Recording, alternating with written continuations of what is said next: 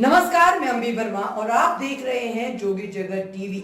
एक नई शुरुआत। तो चलिए आगे बढ़ते हैं कुछ खास खबरों की ओर। बिलासपुर के वार्ड क्रमांक 26 में कांग्रेस व भाजपा में जबरदस्त घमासान देखने को मिल रहा है। तालापारा तालाब के किनारे उजाड़े गए सैकड़ों मकान के लिए तालापारा में बना राजनीतिक माहौल। नगर निगम चुनाव के बहाने पक्ष और विपक्ष के नेताओं द्वारा एक दूसरे पर गंभीर आरोप लगाए जा रहे हैं। आपको बताते चलें कि तालापारा की बजरंग चौक में भारतीय जनता पार्टी द्वारा आयोजित एक नुक्कड़ सभा में भाजपा की वरिष्ठ नेत्री पूर्व महापौर श्रीमती वाणी राव, जो कि कांग्रेस पार्टी से ही महापौर चुनी गई थी, मगर सत्ता के लोभ में आकर उन्होंने भारतीय जनता पार्टी का दामन थामते ही कांग्रेसी नेता व कार्यकर्ताओं पर भारी आक्रामक शब्दों का प्रयोग करते हुए पूर्व सभापति वाणी राव, जो आज अपने आप को भाजपा की नेता मान रही हैं, ये वही कांग्रेस पार्टी है जिसने बिलासपुर की पहली महिला महापौर बनने का गौरव मिला, परंतु आज भाजपा का दामन थामते ही अपने ही कांग्रेस पार्टी के सहकर्मियों पर गंभीर आरोप लगाया। वहीं भाजपा प्रत्याशी ने भी मतदाताओं को डरा धमकाकर अपने पक्ष में मतदान करने के लिए दबाव बनाते नजर आए। वहीं भाजपा द्वारा कार्यकर्ताओं को दिए गए गमछे का कभी दुरुपयोग होता नजर आया।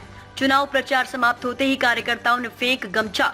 वहीं निर्दलीय प्रत्याशी शमा जस्सास ने भी जनसंपर्क तेज कर दिया है और पूर्व पार्षद के कार्यों पर सवालिया निशान लगाते हुए गंभीर आरोप लगाए।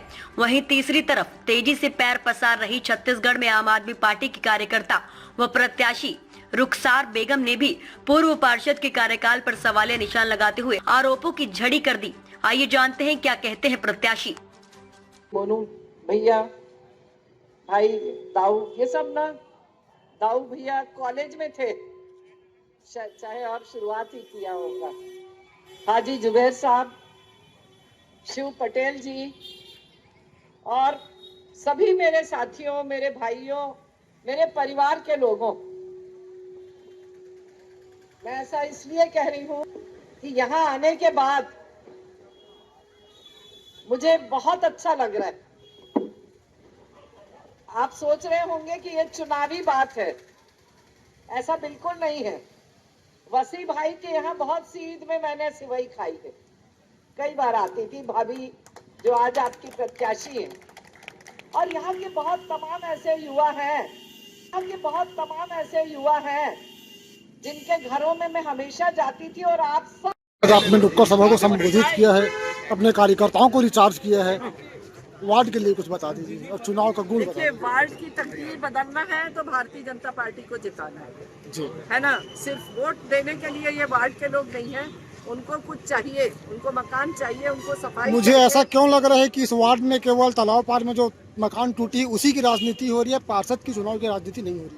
नहीं तो देखिए, नहीं, मतलब जितने प्रत्याशी हैं सारे लोग इसी मुद्दे को लेकर के काम कर रहे हैं और इसी पर बाकी लोग यही मुद्दे उठा रहे हैं जी। लेकिन मैं इतना जरूर कहूंगी कि यदि उनके मकान टूटे हैं लोगों के, तो फिर किस चीज की बात होगी? पार्षद तो मकान ही बनवाएगा ना जी, उसी की बात होगी, कोई गलत नहीं है ये।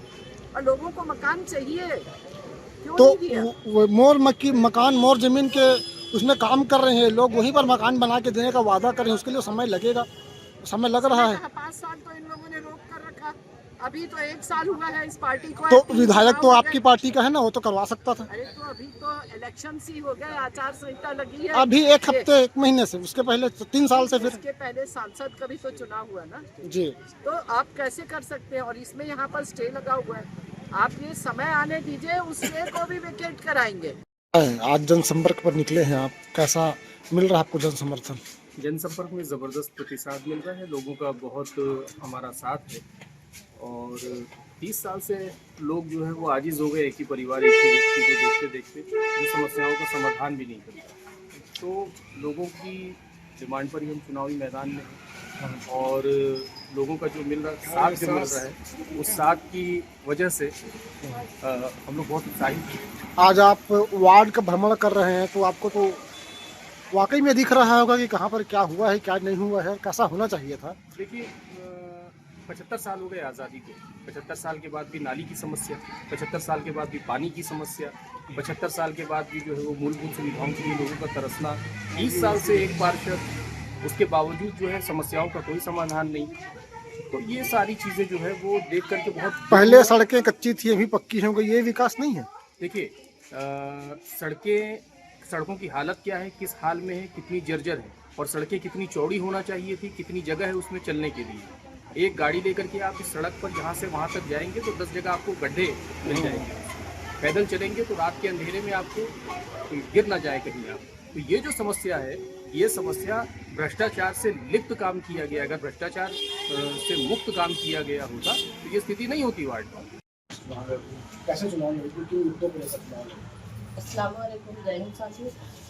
मैं आम आदमी पार्टी से आपसे चुनाव लड़ रही हूँ, और मैं इसीलिए लड़ रही हूँ क्योंकि देखिए, जैसे कि हमारे यहाँ पार्षद, हम लोग जो तकलीफ झेले हुए हैं, हम खुद तकलीफ झेल रहे हैं, और जो तकलीफ हम फेस कर रहे हैं वो हमारे और भी साथी लोग फेस कर रहे हैं। मुझे इतना पता है क्योंकि मैंने जितने भी सर्वे किए हूँ उसमें मेरे को निगेटिव ही रिजल्ट मिला है। और देखो, नाली, पानी, बिजली, ये तो आम बात है।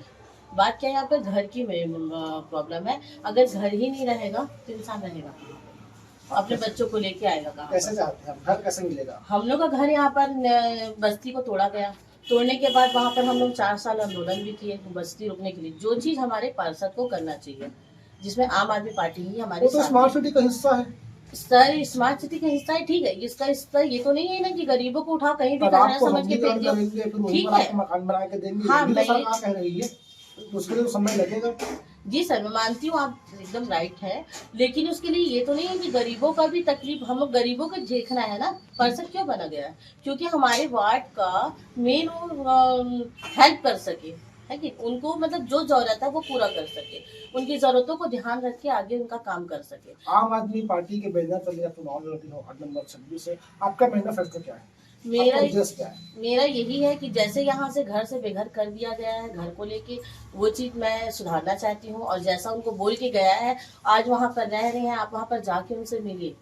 आप मधुबन में जो लोग यहाँ से गए हैं तालाब पर से, वहाँ जाके मिलिए, आपको खुद पता चल जाएगा कि वो कितने तकलीफ में है। वहाँ पर पानी, घर तो मिल गया रहने के लिए, पर उनकी जो 5,000 से कमा रहे हैं वो तो 3,000 अपने और अपने बच्चों के रिक्शा किराए में दे रहे हैं। क्या 2,000 में घर चल सकता है? आज के कांग्रेस के प्रचार में निकले हैं, पूरे अधिकार के साथ निकले हैं, और हमारा अधिकार भी बनता है। आज से 30 साल पहले का तालापारा और ये मिनी माता नगर, ये ग्राम के रूप में जाना जाता था, लेकिन आज शहर के रूप में जाना जा रहा है। ये जितनी भी बुनियादी सुविधाएं दी गई है इस तालापारा क्षेत्र में, ये हम लोग के द्वारा दी गई है, कांग्रेस पार्टी के द्वारा दी गई है। ये 20 साल पहले मिनी माता नगर को पूरी तरीके से उखाड़ने का षड्यंत्र मामा अग्रवाल जी ने किया था।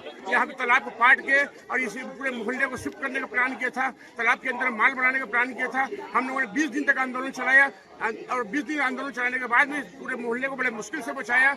आज देखिए, नहीं बचा है, बोल रहे हैं मोहल्ला पूरा उधर फेंक दिए हैं, कब टूटेगा? तो उनके लिए सुविधा बढ़ रही है ना। नहीं, शहर से बाहर भेज रहे हैं। अगर यदि आप 5,000 आप अपने मकान बनाएंगे तो पहले मकान तोड़ेंगे ना, फिर तो बनेगा ना मकान। ये जितनी भी बुनियादी सुविधाएं हैं ये कांग्रेस पार्टी हम लोग के द्वारा दी गई है। 30 साल पहले ग्राम था, अभी स्मार्ट सिटी की ओर बढ़ रहा है। ये जितनी भी बुनियादी सुविधाएं दी गई है कांग्रेस की तरफ से दी गई है, और ये हमारे अधिकार है। हम अधिकार को पूरा, हमारा मिनी माता का तालापारा के लोग हमारे परिवार है। यहाँ पे भारतीय जनता पार्टी कोई यहाँ पे जनाधार नहीं है, यह कांग्रेस जनाधार है।